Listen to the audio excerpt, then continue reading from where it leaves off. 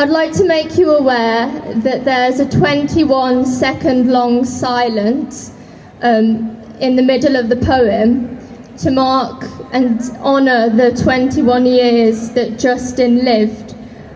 So during that silence, I'm going to be thinking of Justin, but please also think of all of your donors, and it will be a wonderful moment of reflection.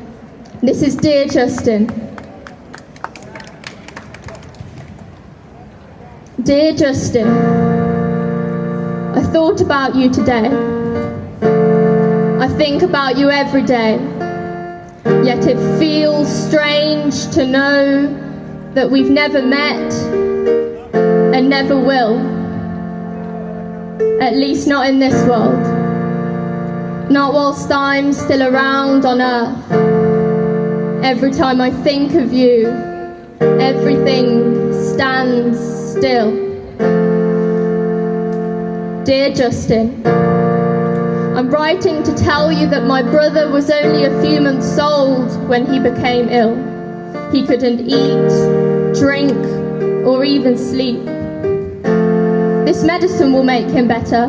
Sorry it didn't work. We're trying our best. Biopsy next weekend. Maybe it'd be better to lay him to rest. I gave him that food, but he's thrown it up again and repeat and repeat and repeat. My parents moved us overseas because they couldn't accept defeat.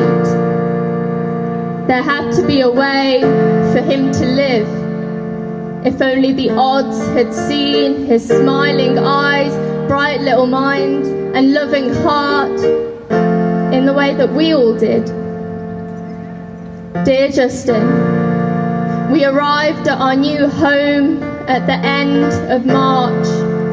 We lived on the 10th floor of a flat overlooking the hospital, the place where they told us he would need a new organ to live. That a new organ is something only somebody else can give. Dear Justin, he waited for the call with the phone grasped between his small fingers. The glass table which we sat around reflected his jaundiced eyes like a mirror. We waited. The phone slept by his bedside. We waited. The phone sat by us in daytime. We waited some more and more. We waited. And the phone rang.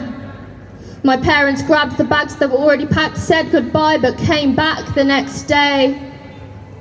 For it wasn't a match. We waited. The phone slept by Mom's bedside. We waited. The phone sat by her desk in the daytime. We waited some more and more. We waited. And the phone rang. My parents rushed from work and I was rushed from school to say goodbye, but they came back again. For it wasn't a match. We waited. The phone slept. We waited. The phone sat. We thought about the sadness another would have to go through for him to receive his gift. And we dreamt about the new life his gift could bring. And we waited some more.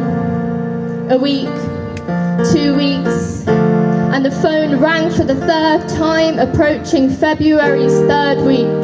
My parents grabbed the bags that were already packed, said goodbye, and didn't come back the next day. For it was a match. It was the night you had gone to heaven and given him a second chance. Dear Justin, his eyes turned from jaundiced to white in a matter of days, and we celebrated his third birthday.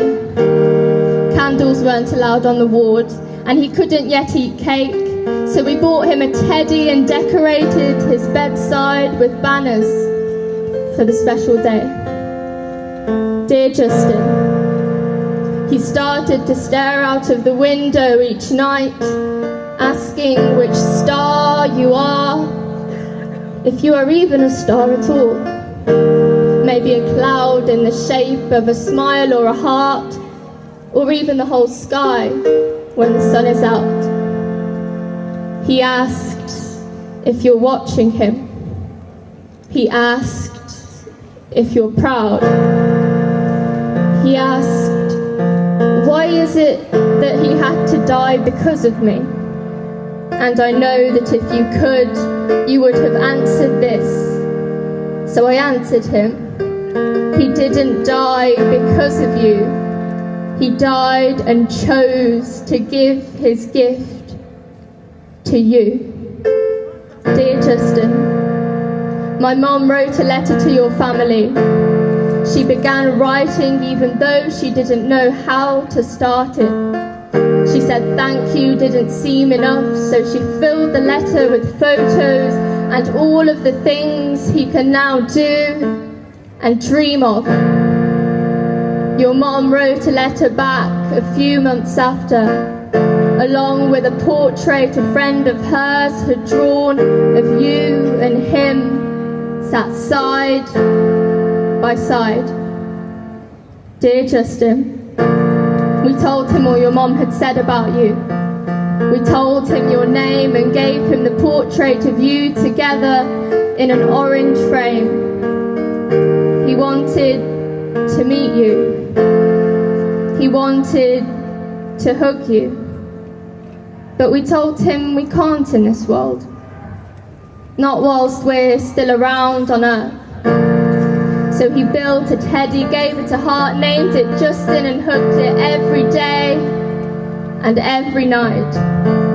He still dreamed about meeting you. But we knew that meeting your family would be the closest thing to that dream coming true. Dear Justin, we met your family on a day in early December. Your mom told us stories about you. She told him your favourite colour was blue and he smiled because that was his favourite colour too. Dear Justin, today marks 12 years since you went to heaven. Today we are celebrating 12 years since his gift. As he blows out the candles of the cake my mom stayed up all night to make, as we light the candle to celebrate you today, I think back to the day your family took us to your favourite place. From the shape of the leaves to the way the wind blows, to the hope with which these trees grow, the freedom with which the butterflies sing temporary goodbye, and the endless life of your favourite coloured sky. From the way our feet fall into your footprints, to your favourite bench on which we sit, I see a piece of you living in everything.